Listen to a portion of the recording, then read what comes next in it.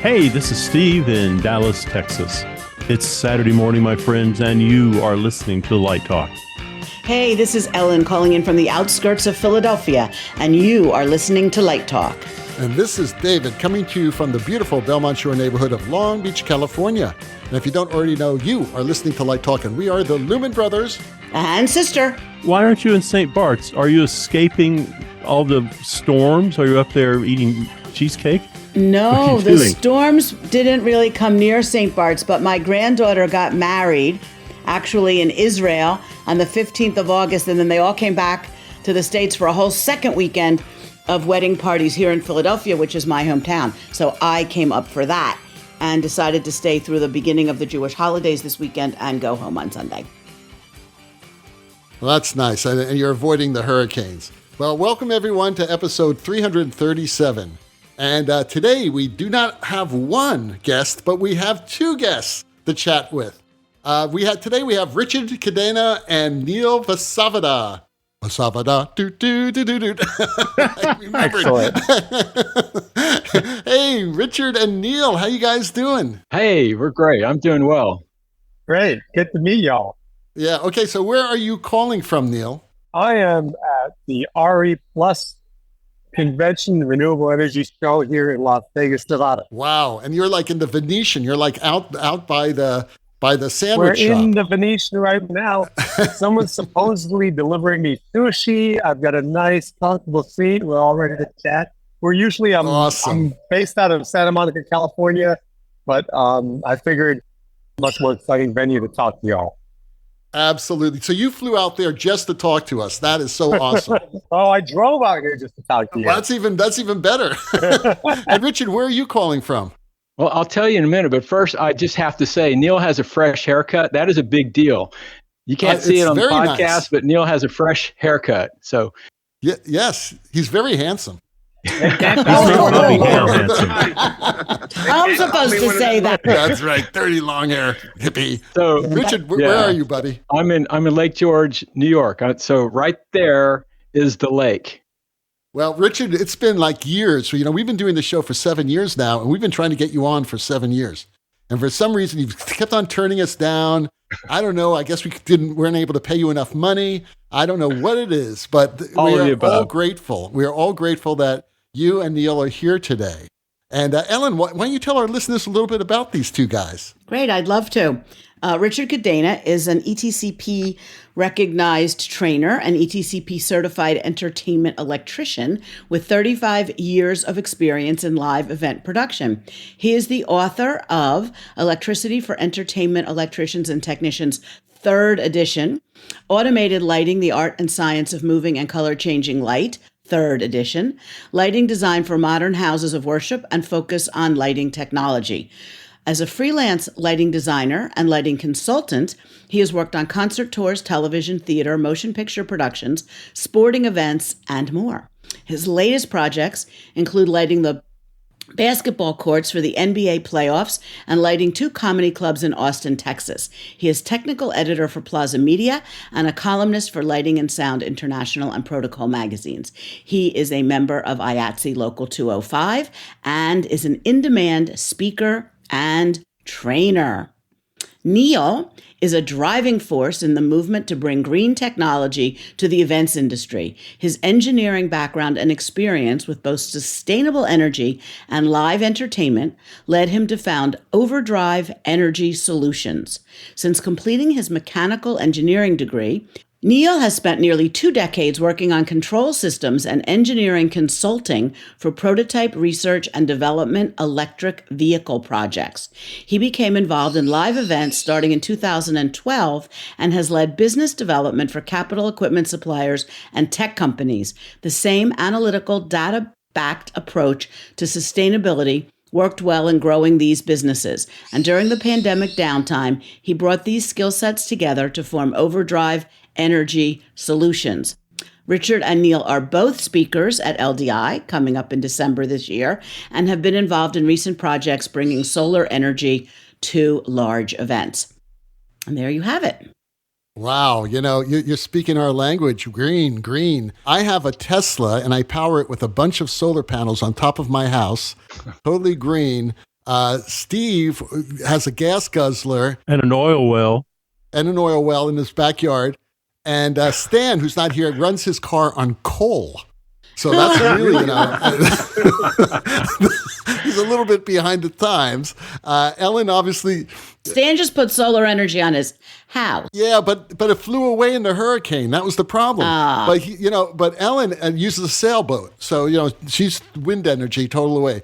But we joke about this, and we're really serious about it. And what you guys are doing is really, really amazing, which is why we wanted to have you both on the show today. So, and also, Neel, you just came back from Burning Man, right? I did. And before I even go into that, I have two EVs. One is a Fiat 500e that is charged with a solar setup. In fact, a lot of the testing that we do at Overdrive, I dump that energy into the EVs. They make great little loads. So I have a Tesla Model Y. That's how I got here from Los Angeles. Today, I miscalculated. I can't fit it in my backyard to charge it with solar. But there is a solar setup at our office in Long Beach that it gets some juice from. And yes, just came back from Burning Man, where we had roughly a 30 system with 32 kilowatt hours of energy storage, and I think a 6 kilowatt solar. Wow. Very cool. Hey, Richard, what are you driving? So we have a Ford Fusion hybrid, and I have an old pickup truck too, because I'm from Texas. So There you go. You got to have Texas. I think it would be great if Burning Man made everybody go off the grid and got rid of all those diesel engines and the RVs that are powered by fossil fuels. I saw a lot of RVs and those shots of Burning Man, everybody in the mud. There's a lot of carbon being burned there. It didn't used to be that way. When there were 10,000 people, most of them were sleeping in tents, right? That diesel RV thing is new.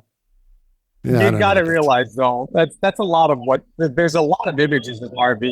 A lot of people talk about private jets and things like that. That's not the majority out there. And there's some really great innovation coming out of that space. And I could definitely talk about that some more. But, a lot of the technology that we develop, a lot of technology that is now setting records in live entertainment, it started with me at Burning Man saying, I'm old, I'm hot, I want AC, and I don't want a generator. That's awesome. Why don't you guys tell us a little bit about what you're doing? I mean, it's amazing. We know because we've been staying on top of it, but a lot of our listeners don't. And understand that a lot of our listeners are international. So you could think about that. And a lot of them are students. We have a whole mixture of people listening to our show. So why don't you just tell us, how you got involved in doing solar power for live entertainment? Well, to be clear, it's not just about solar power. What we're trying to do is bring sustainable energy and bring more sustainability to live events. Solar power is a big part of that. But really, it's about taking battery storage technologies, taking solar energy, using grid power when it's available and makes sense, using generators, hybridizing them and using them efficiently. It's about storing that energy, and it's about understanding the loads, recording things, generating data. So there's a whole infrastructure. And what we're really trying to do is figure out how we can reimagine the grid and power technologies in order to make the thing that we all love, live events, more sustainable. Yeah. So Neel's an engineer. Let me interpret what he just said. So when he talks about hybridizing, what he means is that not only do we have big giant banks of batteries, but we also can connect them to diesel powered generators and to the grid. And that's because if the charge gets low on the batteries, it can automatically fire up the generator.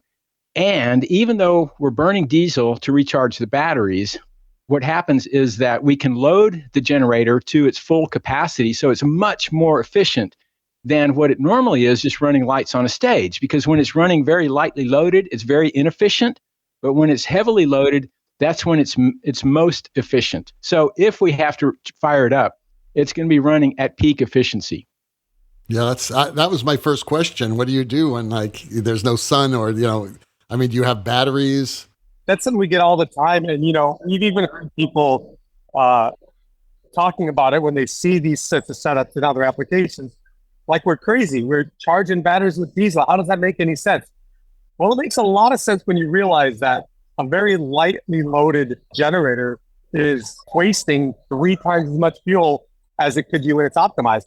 So in a lot of cases, believe it or not, it makes more sense to charge batteries with the generator and then use the power from the generator than directly. And by the way, we all are familiar with this these days because that's the concept that hybrid electric vehicles run on.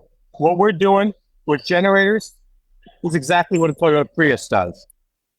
The fun part is, is the simpler way of putting it is we're mixing all these energy sources to find the best result.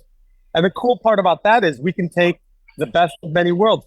If it's cost, we can come up with the right mix of power sources and the right ways of using them to hit those goals. And if I can just drive home one of Neel's points, and that is that when a diesel generator is idling, it is burning fuel and there's lots of emissions. When a battery bank is idling, guess what?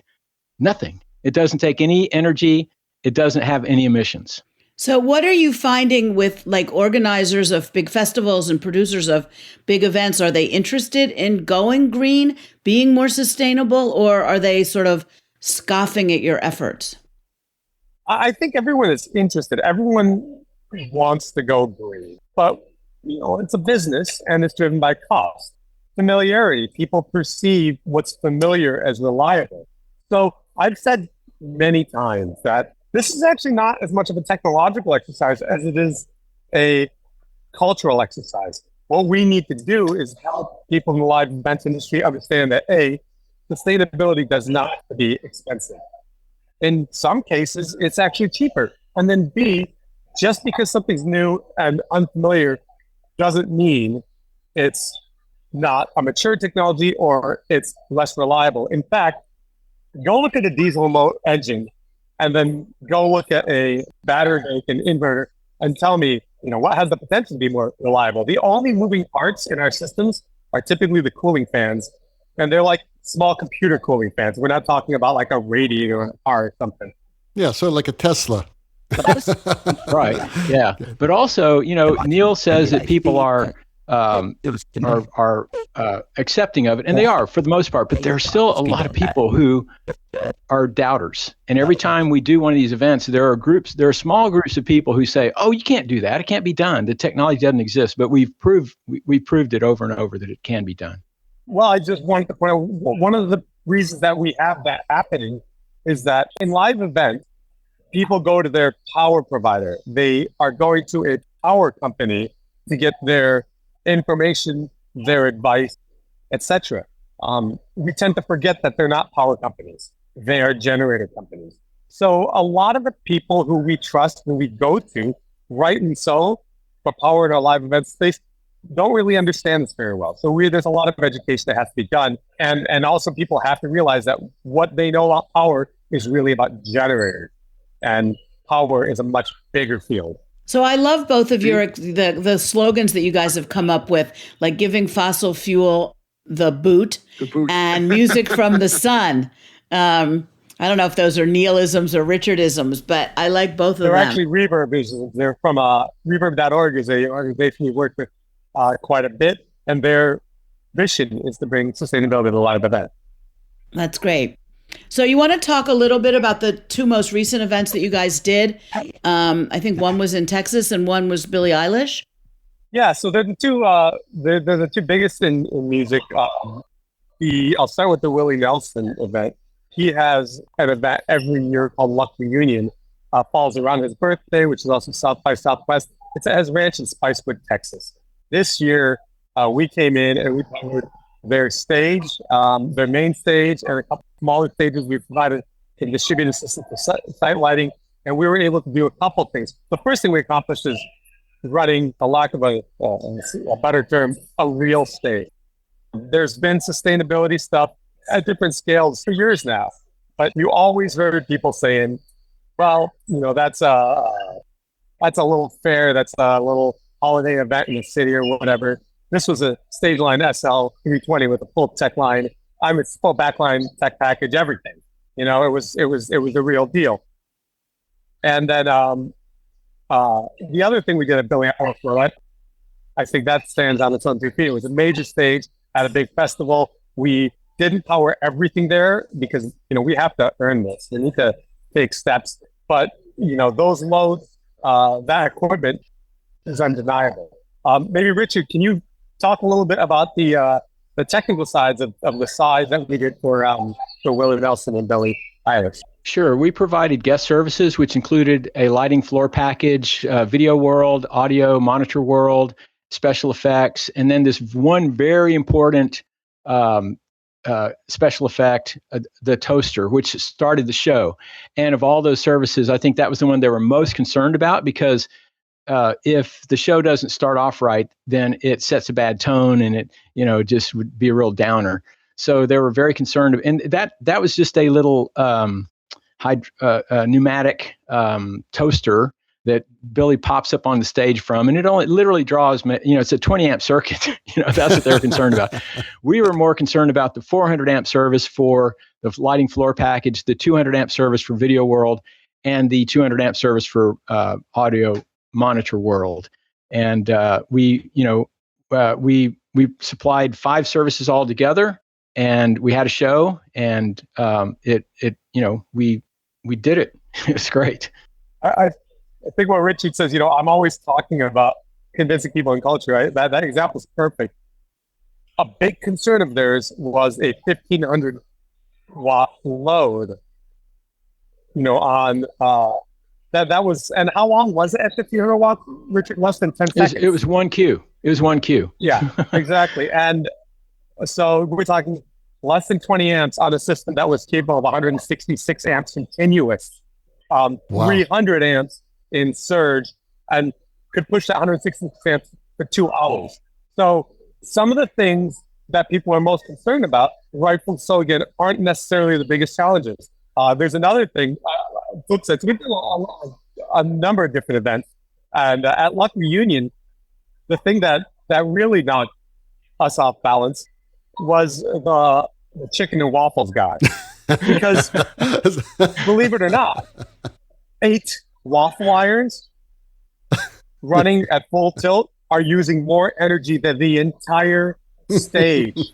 We're talking, we're not, this isn't just country. I had Big Frida. If anyone hasn't heard of Big Frida, look them up. They're a New Orleans band. They played there, lots of bass, lots of lights, lots of everything, and they were shown up by Waffle Maker. So, Richard, no pun intended, but is there actual resistance from people in our end of the industry on this? Yeah. You know, when we build our solar farm, typically I will take a picture of the solar farm and post it on social media. And then maybe 15% of people will post comments like, you know, what do you think you're going to do with that? Or, you know, that'll never work. You know, just a lot of, I wouldn't say resistance, I would say doubt. But the technology does exist, and it's relatively new.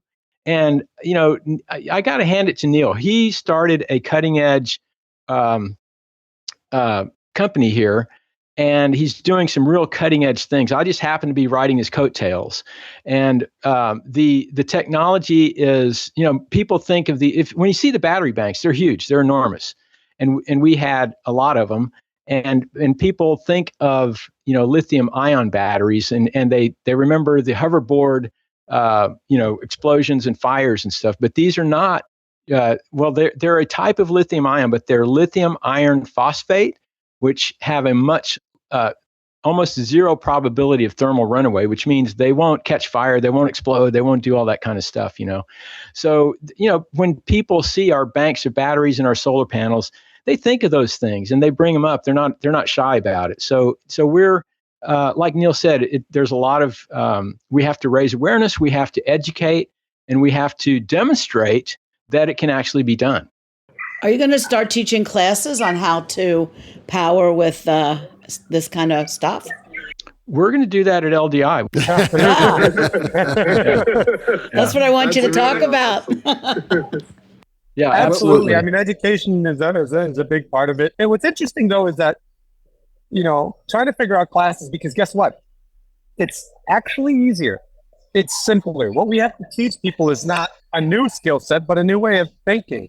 The resistance that Richard talks about, I think a lot of people just don't believe this can be done. And Richard, he's always very gracious. He's very complimentary of me.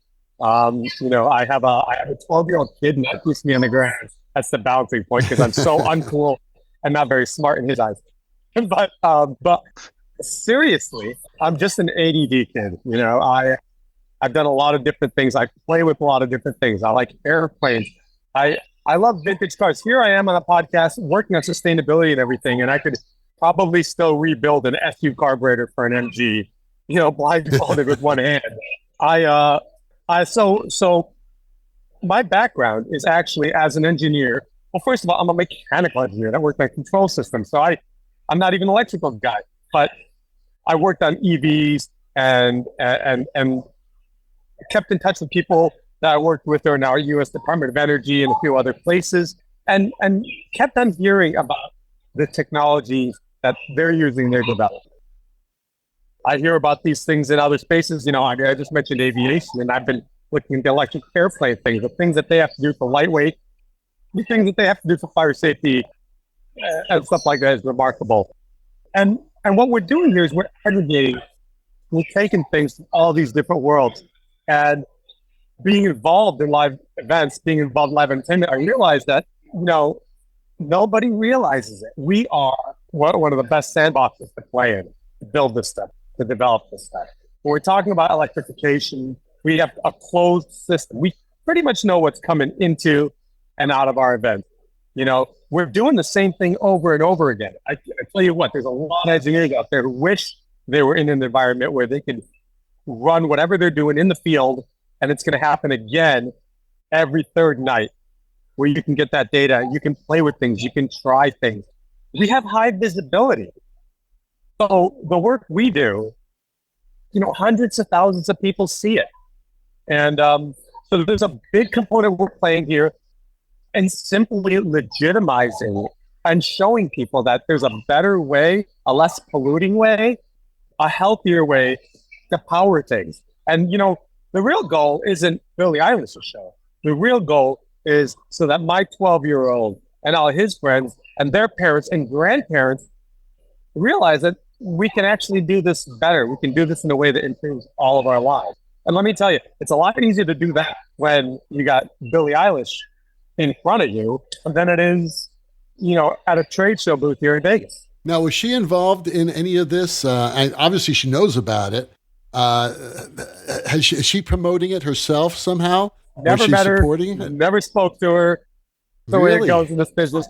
She went up there on stage, though, and she proclaimed to the entire audience, well, you guys know that this show is mostly powered by solar. And but that's what I'm talking about. That's awesome. I cringed for a second because that mostly wasn't. We were doing a very specific thing, which is her floor project. But I'm going to take this. Richard called it that night when I said there, he totally brought some levity to the situation. He said, well, she's mostly right. So, but yes, that was awesome. She knows about it. And I'm going to give credit where credit is due. Her mom, Maggie, she believed in us.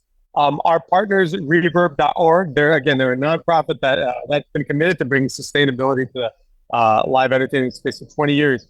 They believed in us. She was in the meetings. She was on the Zoom call. I even only got to shake her hand and say hello to her very briefly. But, it just goes to show you, even when we're dealing with these artists, it takes a village. And then that's one other thing I wanted to talk about here is as engineers, or as an engineer, I didn't think about the artist that much. I always thought that we would be able to move things forward by showing our peers in production how easy and how cool this stuff is. But you know what? They're not there to innovate. A lot of them are very into it. They're gracious, but they're there to get a show done. And it's these artists. It's working with these artists. It's having, them amplify what we're doing is really what's moving sustainability forward. So they deserve a ton of credit. It's a huge challenge for us. Yeah, and Billy, Billie actually was helped found reverb.org with Adam. And so she's totally into sustainability. She's all about it. She's put a lot of finances behind it.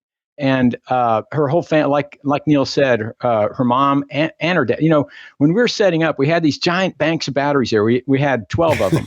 And they're massive. Each one looks like a 150 kVA generator, right? So they look big. But what everybody notices is not the battery banks. They notice the solar panels out in the field. So a lot of people would come up and look, and they'd stop and they'd point and they'd start talking.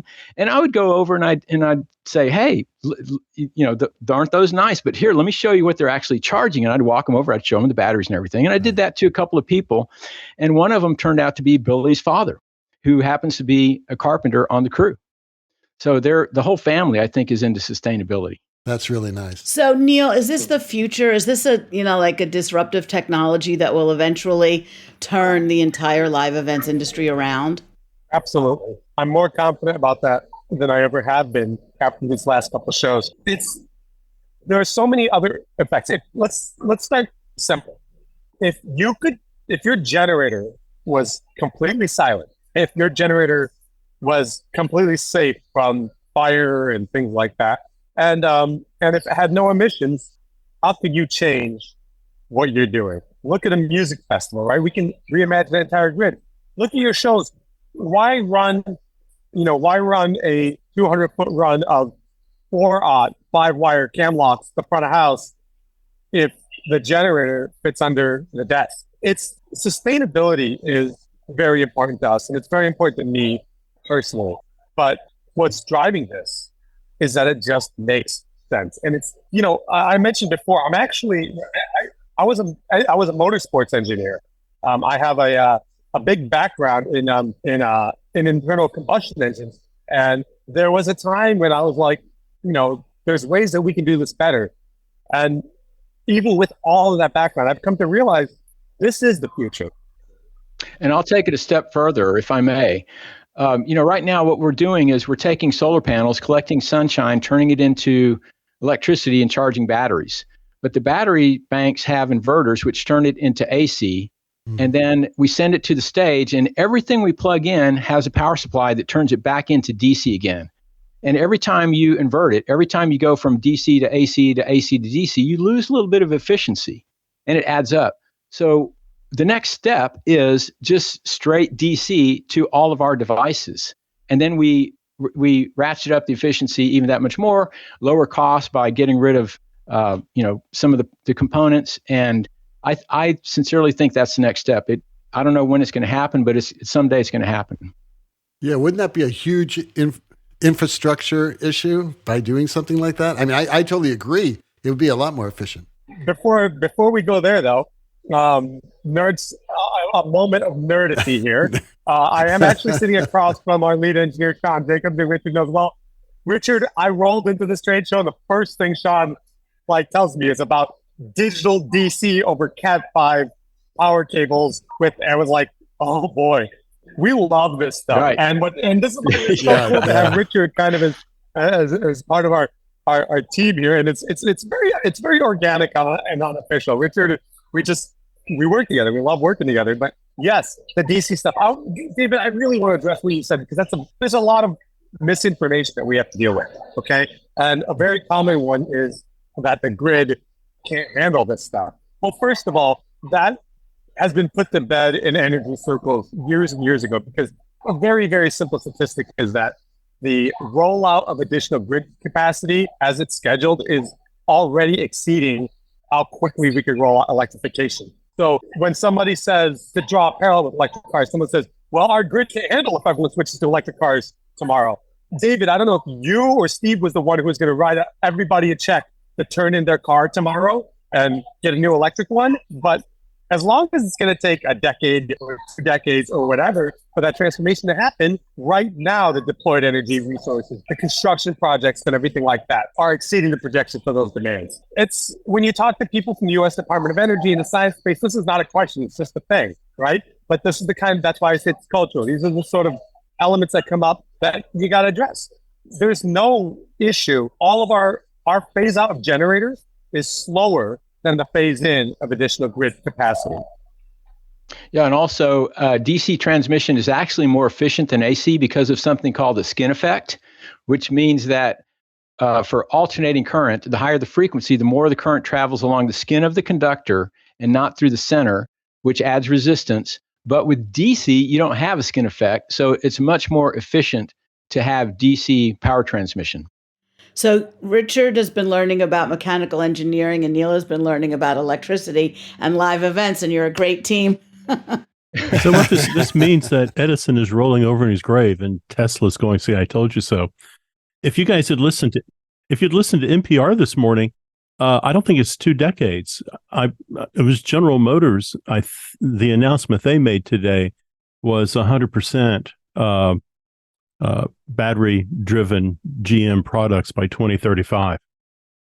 Yeah, it's actually the other way around because Edison was the DC guy and Tesla was the AC guy. Oh, okay. But yeah, to your point, absolutely. And think of all the theaters on Broadway going back to DC. Wasn't that long ago they converted to AC, and there's still studios in Hollywood that still have DC gear in them. That's right. Yeah, a quick comment about the rollout thing. The thing is, GM might sell nothing but electric cars in 2 decades, but the average life of a car on the road these days is 10 or 15 years. So the day that they stop selling brand new electric cars, if that ever, or gas-powered cars, if that ever happens, is when that timer starts going, right? We have we have time to phase in this and do it properly. And I think we have the same thing in the entertainment industry. I think it's going to happen faster because of market forces. And there's the simplest example in the world. It happened in the last century. It was a major, huge change that no one even thinks about. In World War II era, steam engines were amazing. I mean, was it Ansel Adams that was taking those pictures? They were sexy. They were impressive. I shouldn't say that, but he wasn't running out with his easel in the middle of the night to take pictures of these electric locomotives. But General Motors Electric Motive Division came out with this very boring refrigerator box thing that has this droning sound of a diesel engine going, running a generator. And it had less power than the steam locomotive. It was less passionate. It didn't have the history of conquering the West and all this stuff. And guess what? Everyone parked their steam locomotives. We went as a world, not just a nation, as a world, from steam locomotives to diesel electric in a heartbeat because it just made sense. And in the same way, I think the benefits of electrification far outweigh internal combustion engine power generation. So much so that I think we're going to see an inflection point in the next decade or two. Well, just the fact that electrical engines can take a car like yours and mine from 0 to 60 in 4 seconds, that they can generate that type of torque with a lot less energy than it would take an internal combustion engine to do it alone would convince someone, or anyone by that matter, that it's a much more efficient way of doing it. And then translate that to the stage, and that means that battery banks can supply a lot of power for audience blinders or strobes or whatever, much better than diesel generators can, because generators have to burn more fuel, ramp up the torque in order to supply more power. It's our feeling at this point that the battery inverter systems that we're using are a better way power shows, full stop. Now the question is getting the infrastructure, the equipment in place, and getting people comfortable and familiar with it. But if we started from zero right now, I don't think many people would go down the diesel route. Now let's be clear. In places where there's always going to be some place where you need to have a very, very energetic store of power with old infrastructure, and diesel generators are going to make sense in very rural areas very rural areas where you can't produce power for a long time, especially because we have this infrastructure of moving fuel around.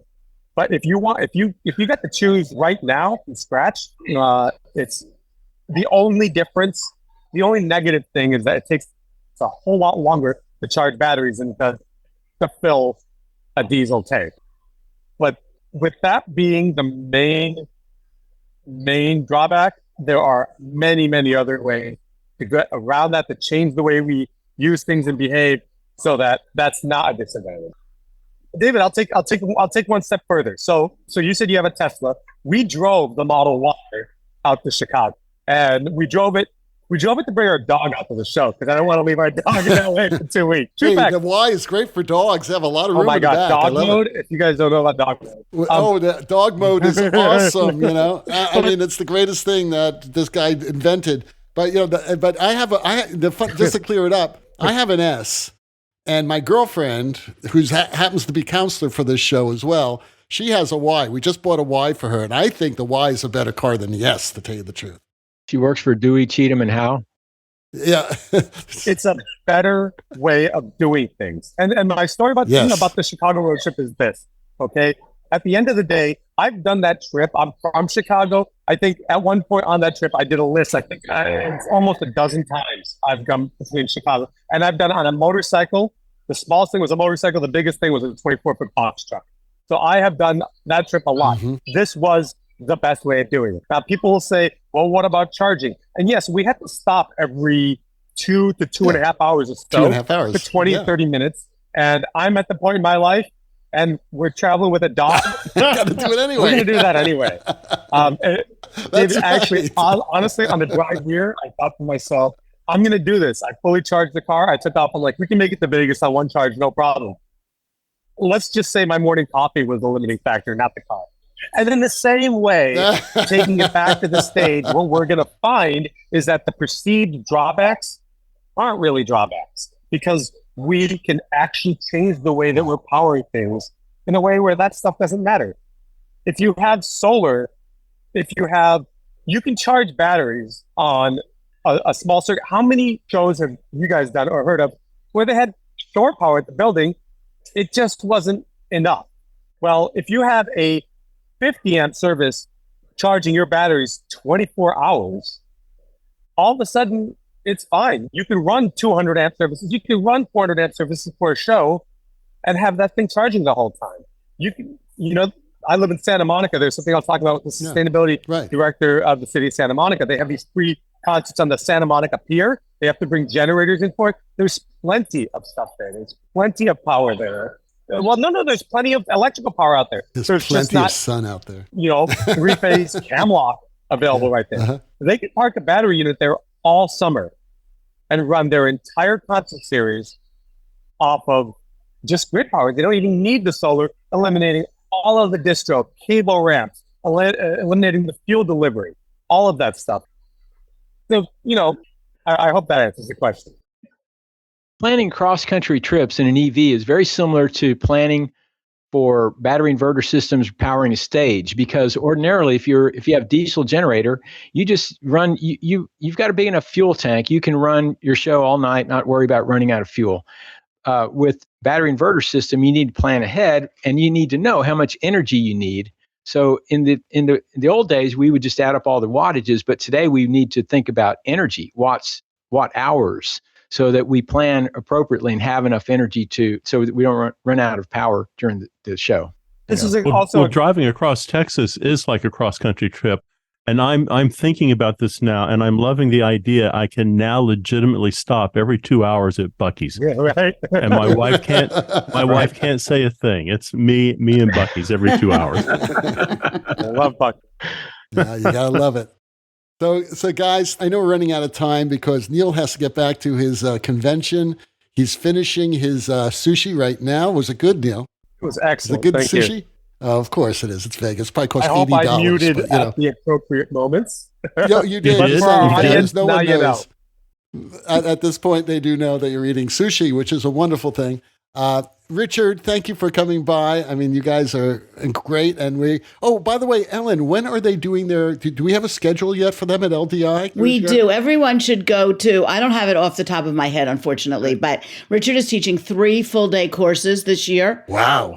Setting up portable power systems, I think setting up electrical systems. Neel is doing a 30-minute power talk, like a TED talk on sustainability. And if you go to www.ldishow.com, you can find the entire schedule there. I have my calendar right here. It says on Thursday the 30th, I'll be doing setting up and testing control systems. Then Friday, December the 1st, sustainable power distribution. And then Saturday the 2nd, setting up and testing power distribution systems. Well, there you go. You want to talk a little about those courses and the ETCP credits that they carry? Sure. So because I'm an ETCP recognized trainer, every class I teach, you get one credit for every hour you're in class. So these are 6-hour classes. So there's 6 credits for each day. So, the first day control system, second day sustainability, third day power distribution. So come on out, bring a buddy. Cool. Absolutely. And Neel's Power Talk is at 4:00 on Monday, December 4th. And it's called Watts for Nothing, Technology to Power Events More Sustainably. Well, guys, thank you so much for all this groundbreaking work you're doing to make our world greener and survivable. God knows we need it, and we're going to have to have you back on the show. Once it all takes off, you guys will be billionaires. Do you realize this? I mean, you're going to be total billionaires. We need you as our agent. I've never known a billionaire before, but we'll throw a party in Long Beach. Shameless plug, guys. Please do come on and find us at Overdrive Energy Solutions on all the socials.